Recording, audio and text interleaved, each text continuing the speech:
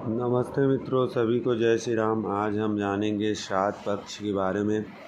हिंदू शास्त्रों में श्राद्ध के बारे में बताया गया है, तो इसको कैसे करें ये सब के बारे में जानेंगे। श्राद्ध कर्म से देवता और पितर तृप्त होते हैं और श्रद्धा करने वाले अंतःकरण भी तृप्त संतुष्ट का अनुभव करता है। बूढ़े बुजुर्गों ने हमारी उन्नति के लिए बहुत कुछ किया है, तो उसकी सद्गति के लिए हम भी कुछ करेंगे तो हमारे हृदय में भी तृप्ति संतुष्टि का अनुभव होगा।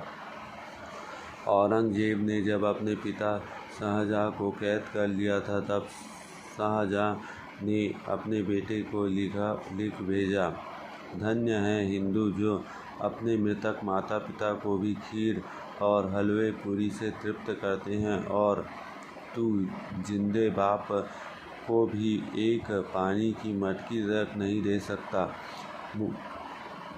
तुझ में तो वे हिंदू अच्छे हैं जो मृतक माता पिता की भी सेवा कर लेते हैं।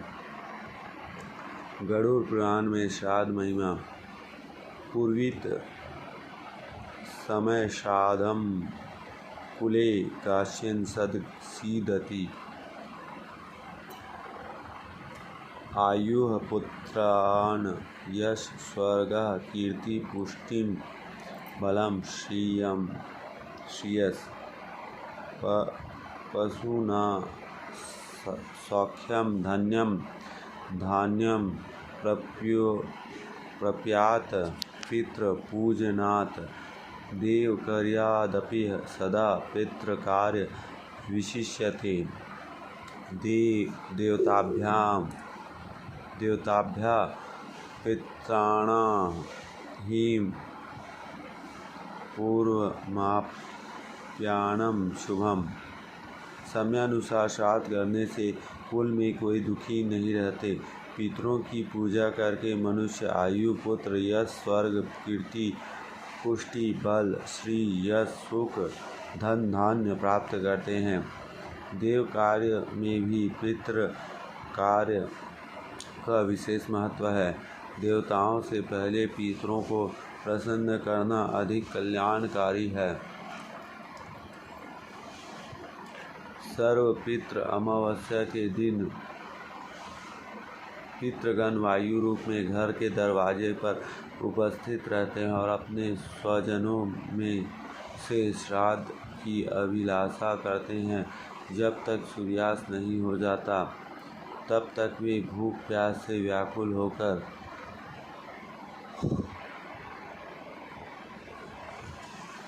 वहीं खड़े रहते हैं। सूर्यास्त हो जाने के पश्चात वे निराश होकर दुखित मन से अपने अपने लोकों को चले जाते हैं। अतः अमावस्या के दिन प्रयत्नपूर्वक श्राद्ध अवश्य करना चाहिए। यदि पितृजनों के पुत्र तथा बंधु बांधव उनका श्राद्ध करते हैं और गया तीर्थ में जाकर इस कार्य में प्रवृत्त होते हैं, तो उन्हीं पितरों के साथ ब्रह्मलोक में निवास करने का अधिकार प्राप्त करते हैं। उन्हें भूख प्यास कभी नहीं लगती। इसलिए विद्वान को प्रयत्नपूर्वक यथा विधि शाक पात्र से भी अपने पितरों के लिए श्राद्ध अवश्य करना चाहिए। भगवान विष्णु गरुड़ से कहते हैं, जो लोग अपने पितृगण, देवगण, ब्राह्मण तथा अग्नि की पूजा करते हैं, वे सभी प्राणियों की अंतरात्मा में समाविष्ट मेरी ही पूजा करते हैं। शक्ति के अनुसार विधि पूर्वक श्राद्ध करके मनुष्य ब्रह्म पर्यंत समस्त चराचर जगत को प्रसन्न कर देते हैं। हे आकाशचारिण गरुड़, पिशाच योनियों में उत्पन्न हुए पितर मनुष्य के द्वारा श्राद्ध में पृथ्वी पर जो अन्न बिखेरा जाता है, उससे संतृप्त होते हैं। श्राद्ध में स्नान करने से भीगे हुए वस्त्र द्वारा जो जल पृथ्वी पर गिरता है, उससे वृक्ष योनि को प्राप्त हुए पितर की संतुष्टि होती है। उस समय जो गंध तथा जल भूमि पर गिरता है उससे देव योनि को प्राप्त पितरों को सुख प्राप्त होता है। जो पितर अपने कुल में बहिष्कृत हैं, क्रिया के योग्य नहीं हैं, संस्कारहीन और विपन्न हैं, वे सभी श्राद्ध में विकिरण और मरजान के जल का भक्षण करते हैं। श्राद्ध में भोजन करने के बाद आचमन एवं जलापान करने के लिए ब्राह्मणों द्वारा जो जल ग्रहण किया जाता है, उस जल से पितरों को संतृप्त प्राप्त होता है। जिन्हें पिशाच, कृमि और कीट की योनि मिली है तथा जिन पितरों को मनुष्य योनि प्राप्त हुई है, वे सभी पृथ्वी पर श्राद्ध में दिए गए पिंडों से प्रयुक्त अन्न की अभिलाषा करते हैं, उसी में उन्हें संतृप्ति प्राप्त होती है। इस प्रकार ब्राह्मण, क्षत्रिय और वैश्य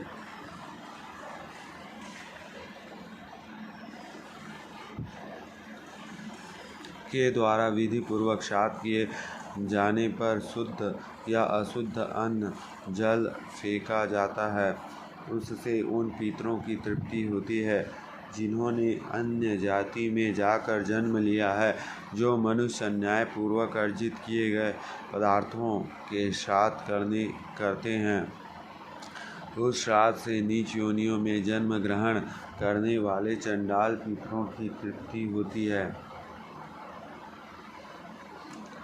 ये पाशीन, इस प्रकार से में श्राद्ध के निमित्त जो कुछ भी अन्न, धन आदि का दान करने बंधु बांधवों के द्वारा किया जाता है,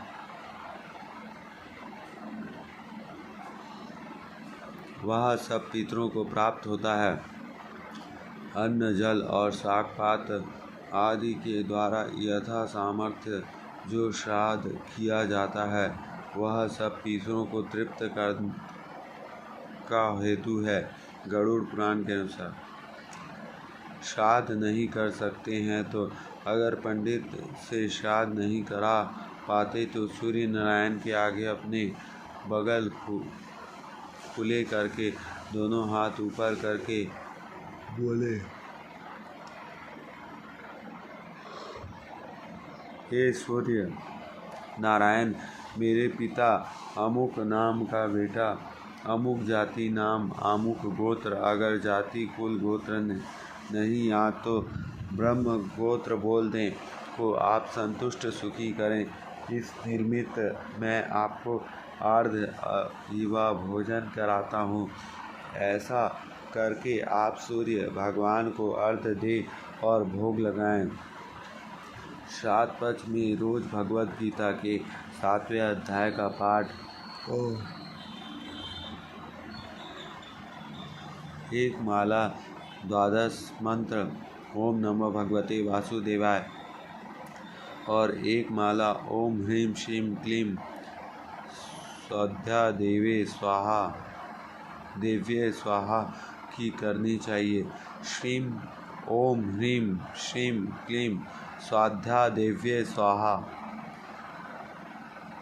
की एक माला करें। उस पाठ एवं माला का फल नित्य अपने पितरों को अर्पण करना चाहिए। जय श्री